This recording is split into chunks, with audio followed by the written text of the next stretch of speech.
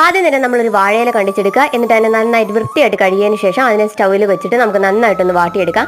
വാട്ടിയെടുത്തതിന് ശേഷം നമ്മൾ ചമ്മന്തി അരയ്ക്കാൻ വേണ്ടിയിട്ട് തേങ്ങ ഇടുന്നു. തേങ്ങയ്ക്ക് പുറകെ നമ്മൾ വറ്റൽമുളക് അതുപോലെ തന്നെ കറിവേപ്പിലയും ഉള്ളിയും ഇട്ടിട്ട് അത് നരച്ചെടുക്കുന്നു. അതിന് നല്ല മത്തി വറുത്തെടുക്കുന്നു. അതുപോലെ തന്നെ കക്കായറച്ചുണ്ട്, പയറ് തോരനുണ്ട്. അപ്പോൾ ഇത്ര റെഡി ആയിട്ടുണ്ട്. നമ്മൾ പത്രപേപ്പർ വെച്ചതിന് ശേഷം അതിലേക്ക് ഇലയിട്ട് ചോറ് വിളമ്പുക. ചോറ് വിളമ്പിയതിന് ശേഷം ചമ്മന്തി, പയറ് തോരൻ, മീൻ വറുത്തത്, അതുപോലെ തന്നെ നമ്മൾ കക്കായറച്ചിയും കൂടെ വെച്ചിരിക്കണം. അപ്പം നല്ല ഫുൾ സെറ്റ് ആയിട്ടുണ്ട്. അപ്പം നമ്മൾ ആദ്യം രണ്ട് സൈഡിൽ നിന്ന് മടക്കി പിന്നെ വശത്തുകളിൽ നിന്ന് മടക്കിയിട്ട് അത് നമ്മുടെ പത്രപേപ്പറിൻ്റെ ഒരു സൈഡ് വെച്ച് ഇതുപോലെ റാപ്പ് ചെയ്ത് നമ്മൾ എടുക്കുകയാണ്.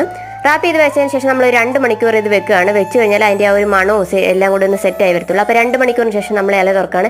ഇല തുറക്കുന്ന സമയത്ത് നല്ലൊരു അടിപൊളി വാട്ടി ഇലയുടെ മണമൊക്കെ ആയിട്ട് നമ്മുടെ പൊതിച്ചോറ് ഇവിടെ സെറ്റ് ആയിട്ടുണ്ട്. അപ്പോൾ നമ്മുടെ ഇല നമ്മൾ തുറക്കുകയാണ്. അപ്പോൾ നല്ല ഇലയുടെ മണമൊക്കെ വരുന്നുണ്ട്. നമ്മുടെ കക്കായിറച്ചിയും ചമ്മന്തിയും പയറുതോരനും എല്ലാം കൂടെ ചേർത്ത് ഇളക്കി നമ്മൾ നല്ല ഉരുളയായിട്ട് നമ്മുടെ പൊതിച്ചോറ് കഴിക്കാൻ പോവാണ്. ഇതുപോലുള്ള കൂടുതൽ വീഡിയോസിന് വേണ്ടിയിട്ട് ചാനൽ സബ്സ്ക്രൈബ് ചെയ്ത് കൂടെ മറക്കല്ലേ.